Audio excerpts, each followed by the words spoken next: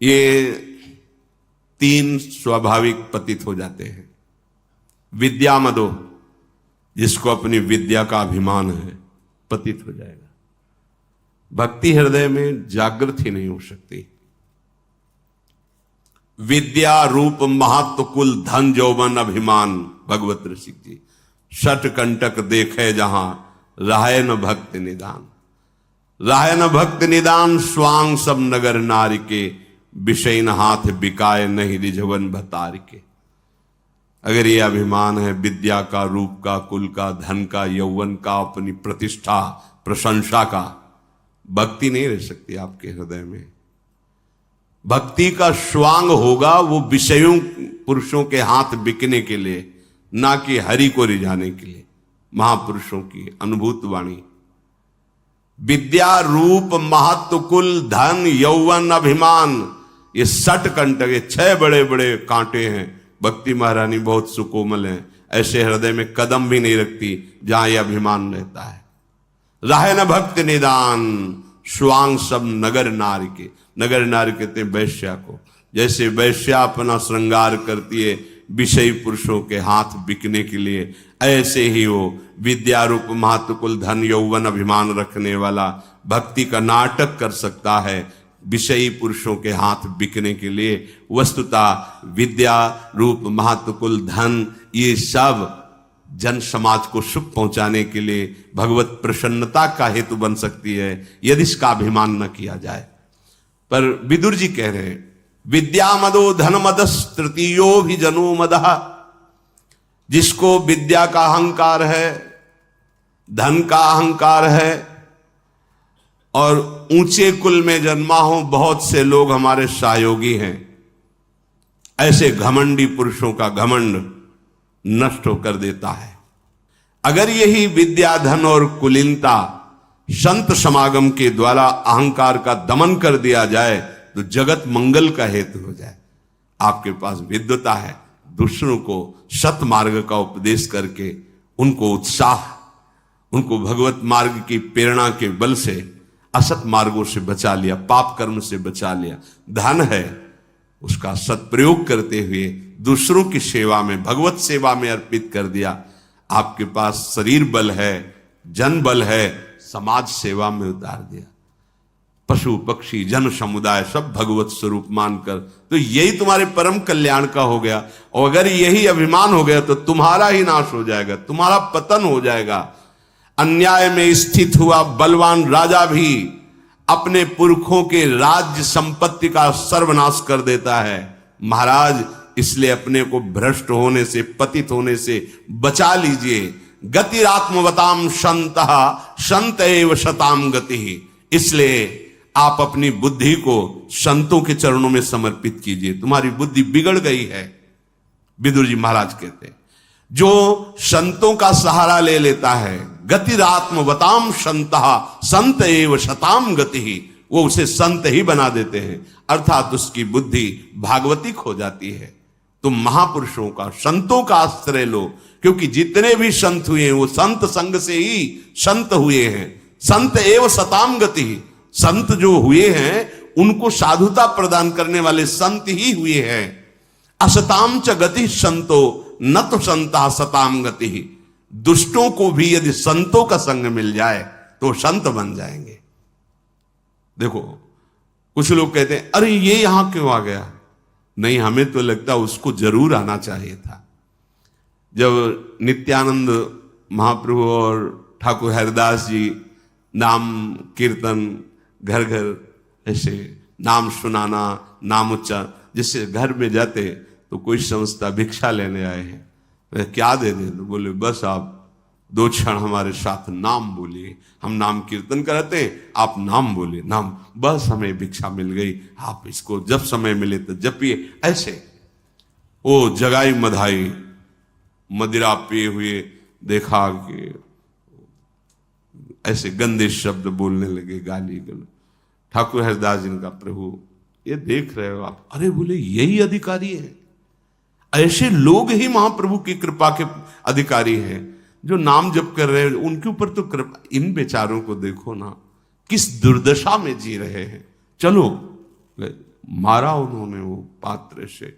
नित्यानंद महाप्रभु के रक्त कितने करुणामय हैं। आखिरकार महाप्रभु से कृपा करा के उन्हें जगाई मधाई की जगह कितने बड़े महापुरुष बना दे। गंगा में खड़े होकर महाप्रभु ने सारे पाप ले लिए। विदुर जी कह रहे हैं असताम च गति संतो, इन असत पुरुषों की गति ही संत जन है। ये अरे कैसे आया, ये तो ये पीता है, ये खाता है। नहीं, वो आएगा, बार बार बात करेगा तो रंग चढ़ेगा, वो सब छोड़ देगा। देख लेना, भगवत प्रेमी संतों का, भगवान नाम जापक संतों का संग सबको पावन कर देता है। जब एक पारसमणि अपना प्रभाव दिखा देती है तो भरा नीलमणि और श्री प्रियाजू के आश्रित जनों का संग करने से परिवर्तन क्यों नहीं होगा? यदि आप करना चाहें तो अवश्य हो जाएगा। तो असताम च गति संतो, महाराज असत पुरुषों की गति संत जन ही है। जिनका बोले हाँ, बहुत तर्कवादी भी लोग होते हैं। पहाड़ के पहाड़ रुई को जलाने के लिए एक दिया सलाई काफी होती है। अरे भगवान का एक नाम त्रैलोक ही तारे, जो न ले सो जन्म ही हारे। अभी तुम समझते क्या?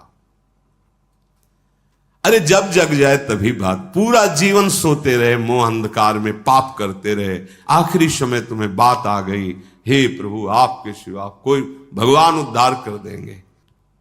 जीवन का भरोसा नहीं कि अगले सेकंड, तो अभी ये जो सेकंड है इसमें राधा बोलो और प्रभु से प्रार्थना करो, जो अभी तक हुआ क्षमा करो नाथ, आगे हमारा मंगलमय आपके चरणों में समय व्यतीत हो। असताम च गति संतो न स्वंतः शताम गति। कह रहे हैं कि अगर संत जन दुष्टों को सहारा ना दे तो दुष्टता का नाश ही नहीं होगा। इसलिए प्रायः बड़े बड़े महापुरुषों को देखा गया, औरों को आदर करे न करे, पर देहाभिमानी, पदाभिमानी, नाना प्रकार के कुमार्ग प्रवृत्तियों, उनको बेटे जैसा दुलार करते। क्यों? कि यही दुलार उनके हृदय का ऑपरेशन करेगा। जिसे आप भगवत मार्ग में चल रहे हैं, दृष्टि से देख लिया, ठीक, राधा राधा, पता है कि तुम्हारे अंदर विचार विवेक है, तुम असत से लड़ सकते हो, तुम्हें ज्यादा सपोर्ट की आवश्यकता, ज्यादा सपोर्ट की आवश्यकता उसको है, न विचार है न विवेक है, केवल भ्रष्टाचार है। अब उसके आगे हमें झुकने की जरूरत है, हमें झुकने की। रख मेरे ऊपर पैर और चढ़ जा ऊपर, फिसलने नहीं देंगे तुझे। जब आप चढ़ रहे हो तो दृष्टि है, नहीं फिसलोगे, तुम्हारे अंदर विवेक दृष्टि दे। लेकिन जो फिसल गया है वो चढ़ना ही नहीं चाहता है, उसे उत्साहित करके, झुक के, अपने ऊपर पैर रख के चढ़ भगवत मार्ग में। ये सबको सिद्धांत समझ में नहीं आएगा। अगर समझ में आ जाए तो सब महात्मा ही ना हो जाए। करत जे अनशहन निंदक तिनहु पे अनुग्रह किया। जो निंदा करते हैं, अपमान करते हैं, जो संतों को पीड़ा पहुंचाते हैं, उनका परम मंगल करते हैं, उन्हीं को संत कहते हैं। उनके प्रति भगवत प्रार्थना करते हैं। जो कभी किसी के प्रति भगवत प्रार्थना नहीं करते, वो ऐसे जनों के लिए अपने इष्ट से प्रार्थना कर, प्रभु अगर इसका मंगल नहीं हुआ तो फिर आपके शरणागति का प्रभाव क्या? ये तो सब भजन कर ही रहे हैं, इनका तो अमंगल हो ही नहीं सकता, लेकिन ये भजन नहीं कर रहा, अब इसका मंगल होना चाहिए। अगर दृष्टि पड़ गई तो तुम निंदा करो, अपमान करो, वो इस बात की परवाह नहीं करते, तुम्हारा मंगल करके ही छोड़ेंगे। तो कह रहे संतो न तो संता सताम गति। संत जन अगर दुष्टों को सहारा ना देते तो जगत में दुष्टता ही दुष्टता फैल जाती है। सही बात, बिगड़ेल बच्चे को मां ज्यादा प्यार करती है। ये सुधर जाए भगवान, ये सुधर जाए, ये सुधरे है तो है ही है ना, ये सुधर जाए, ऐसा ही संतों का वात्सल्यमय हृदय होता है। इसलिए महाराज आपकी मति बिगड़ गई, आप संतों का आश्रय लीजिए। योजिता पंचवर्गेण सहजेनात्म कर्षिणा आपदस्तस्य वर्धन्ते शुक्ल पक्ष इवो डुराट। जो अपनी 5 ज्ञानेंद्रियों को अपने वश में कर लेता है, उसकी आनंद संपत्ति ऐसे बढ़ती जैसे शुक्ल पक्ष में चंद्रमा बढ़ता है। और जो अपनी इंद्रियों को नहीं जीत लिया तो उसकी विपत्ति भी ऐसे बढ़ती जैसे शुक्ल पक्ष का चंद्रमा बढ़ता है। बढ़ता है, विपत्तियां बढ़ती ही चली जाती है।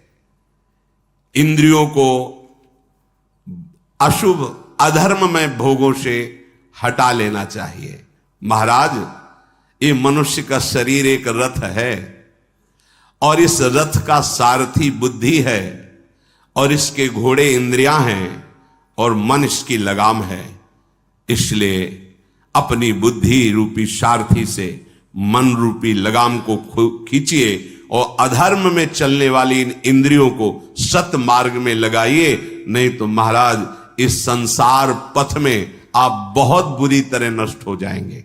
विदुर जी महाराज कह रहे हैं, अगर शिक्षा ना पाए हुए घोड़े पर सवार हुआ जाए तो घोड़ा ही उसे मार देता है। ऐसे यदि शास्त्र सम्मत मन और इंद्रियों को न चलाया जाए तो ये मन ही इंद्रियां दुश्मन की तरह उसका नाश कर देती, फंसा देती है। जो अधिक धन का स्वामी होता है और अहंकार करता है मैं धनी हूं, तो उसमें दोष आने लगते हैं।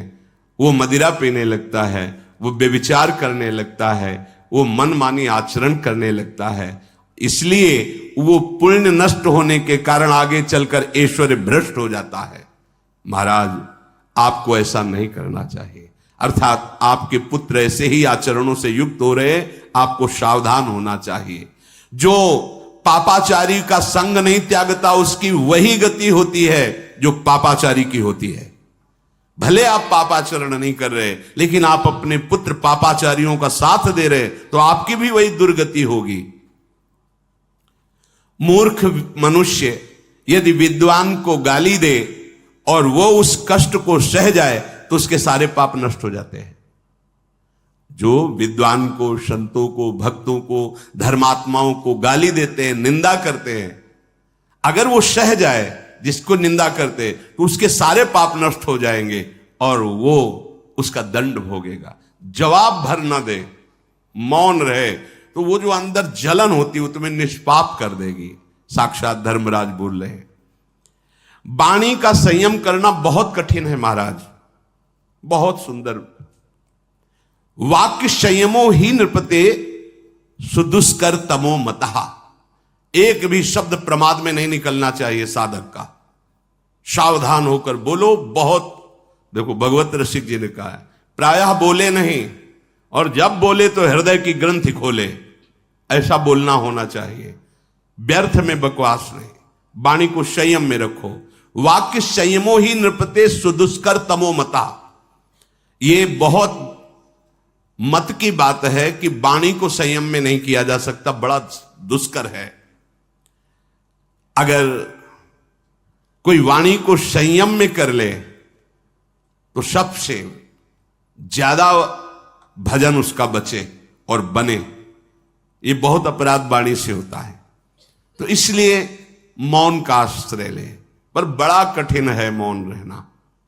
मौन रहने का मतलब ऊं से नहीं, लिखना पढ़ने से नहीं, शांत वृत्ति, वाणी से किसी से कोई संबंध नहीं, कुछ नहीं बोलना, कुछ नहीं बोलना, तो बड़ा कठिन सा। जिसे राधा बाबा ने निर्वाह किया, पूज्य राधा बाबा, काष्ठ मौन, न इशारा न लिखना, बिल्कुल शून्य, ना अंदर कोई चिंतन और न बाहर कोई चेष्टा। मौन का मतलब है आगे फिर बोल रहे हैं। इसी का पहली बात, मौन तो राधा बाबा जैसे पूज्य राधा, काष्ठ मौन, कोई चेष्टा नहीं, कोई लिखना, इसे मौन। इसीलिए कह रहे हैं वाक्य संयमो ही नृपते सुदुष्कर तमो मतः। धर्म के मत के अनुसार वाणी को पूर्ण संयम में कर लेना बड़ा कठिन है। ना अंदर स्फुरण न बाहर स्फुरण, किसी से कोई प्रपंच, बस मंत्र चल रहा है, भगवत चिंतन चल रहा है, बाबा जैसे काष्ठ मौन। अब इससे भी उत्तम बात कह रहे हैं, कह रहे अभ्यावहति कल्याणम विविधम वाक् शुभाषिता शैव दुर्भाषिता राजन नर्थायोपपद्यते। उस मौन से भी उत्तम बात यह है कि मधुर शब्दों में बात कही जाए जो सामने वाले का परम मंगल, परम कल्याण करने वाली है। मौन से भी ये उच्च कोटि की है। क्या? मृदु शब्दों में और हितकर, उसका कल्याण करने वाली बात कही जाए। अगर वही कल्याण करने वाली बात ऐसे कट शब्दों में कही जाए जो अनर्थ का कारण बन जाए, तो उसे फिर नहीं। कठोर शब्दों में, धिक्कारपूर्वक, ऐसे नहीं, मृदु शब्दों में और हितकर कल्याणकारी बात मौन से भी श्रेष्ठ है। इसीलिए गुरुजनों ने यही कहा था कि मौन का मतलब है विचार मौन। शांत हैं आप, भजन कर रहे हैं, आपसे किसी ने पूछा, आप पहले विचार करो, उत्तर देना आवश्यक है कि नहीं? नहीं आवश्यक है, बिल्कुल पगले जैसे वहां से नहीं, कोई चेष्टा, मतलब ऐसी हरकत ही नहीं करनी कि हमें सुनाई दिया है। वो अपने आप शायद हो सकता है बहरा हो या क्या है, वो क्या अपनी गणित लगाए, हमें मतलब हमें लगा कि उत्तर देना चाहिए। राधा फिर मृदु शब्दों में ऐसा, हाँ ऐसा ऐसा है, फिर इसके बाद उत्तर करता है, मौन होके चल दिया। साधु गंभीर होता है, बहुत सोच समझ। साधु का तात्पर्य भगवत मार्ग का पथिक। रोहते सायकैर विद्धम वनम परशुनाहतम वाचा दुरुक्तम बीभत्सम न सन रोहति वाक्षतम। विदुर जी महाराज कहते हैं, जो भगवत मार्ग में चलने की चेष्टा तो करते पर ऐसे नुकीली बातें कहते हैं, ऐसी कठोर बातें कहते हैं जो हृदय में बिंध जाती है। तो बाहर से जो परश आदि, परशुना हतम, जो घाव करने वाले अस्त्र हैं, उनसे उतनी पीड़ा नहीं होती जितनी बात जो धस जाए हृदय में, वो बराबर बहुत समय तक पीड़ा देती रहती है। इसलिए कटु वचन रूपी बाण किसी भी परमार्थ पथिक के मुख से नहीं निकलने चाहिए। ये न्यायाधीश त्रिभुवन के बोल रहे हैं धर्म जी। पहली बात तो मौन, पर वो मौन रहना उस तरह का दुष्कर है। उससे श्रेष्ठ बात है विचार मौन। जब तक आपको लगे ना कि नहीं बोलना ही चाहिए तो मृदु बोलिए, कल्याणकारी बात बोलिए, अन्यथा मौन रहिए। अगर तुम कटुवचन ऐसे बोलते हो दूसरे के, तो हृदय देश में ही भगवान बैठे हुए भी तुम्हारे हृदय में कैसे प्रकाशित होंगे, तुम्हारा भजन कैसे आनंद प्रदान करेगा। किसी को देवता लोग डंडा लेके नहीं मारते, विदुर जी कह रहे हैं। बुद्धौ कलुष भूतायाम विनाशे प्रत्युपस्थिते। जब किसी का नाश और पतन और दंड भोगना होता है तो पहले उसकी बुद्धि बिगाड़ दी जाती है। कर्म के अनुसार बुरी दशा आने के पहले बुद्धि बदली जाती है। आपने आवे ताही पर ताही तहां लह जाए, ओ बुद्धि वैसा बुलवा देगी, वैसी चेष्टा करवा देगी। कब? जब नाम नहीं चल रहा होगा तब। अगर नाम चल रहा है तो किसी भी कर्म की ताकत नहीं कि हमारी ऐसी बुद्धि बिगाड़ दे। नहीं, अगर ऐसी इतनी सामर्थ्य तो भगवत प्राप्ति ही नहीं होती। फिर ये उपदेश कहां लागू होते? क्योंकि भैया जैसा होगा कर्म के अनुसार वैसा हो जाएगा, उससे तो हम रोक नहीं सकते। नहीं, क्यों नहीं रोक सकते? अभी तक कर्म प्रभाव चला है, नाम प्रभाव नहीं चला, गुरु कृपा प्रसाद नहीं चला। अब भगवत आश्रित हैं, सब प्रभाव को रोक करके हम आगे बढ़ेंगे। प्रभाव तो है, कर्मों का प्रभाव अपना आप दिखाएगा, लेकिन भजन का प्रभाव भी तो है। वो कर्म असत इतना बल रखता है कि हमारी दुर्गति कर देता है, तो सत्कर्म क्या इतना कि उस असत कर्म को नष्ट कर दे। ऐसा उत्साह वाणी को संयम में रखते हुए कह रहे, कभी देवता लोग किसी को डंडा लेके नहीं मानते, उसकी बुद्धि भ्रष्ट कर देते हैं, बुद्धि बदल देते हैं, फिर वो अन्याय करता है और भारी दंड का पात्र बन जाता है। इसलिए महाराज आपकी बुद्धि गिर गई है, आप अपनी वाणी को संभालिए, आप संतों का आश्रय लीजिए और अपने पुत्रों को, अपने परिवार को बचा लीजिए जो अधर्माचरण में है। शेष चर्चा आगे। श्री राधा वल्लभ लाल। आशा करता हूँ कि आपने इस वीडियो को ध्यान से सुना होगा और पूज्य महाराज जी ने जो 3 पतितों के बारे में बताया है, उनमें से किसी एक का भी गुण यदि आपके अंदर हो तो तत्काल त्याग करने का प्रयास कीजिएगा।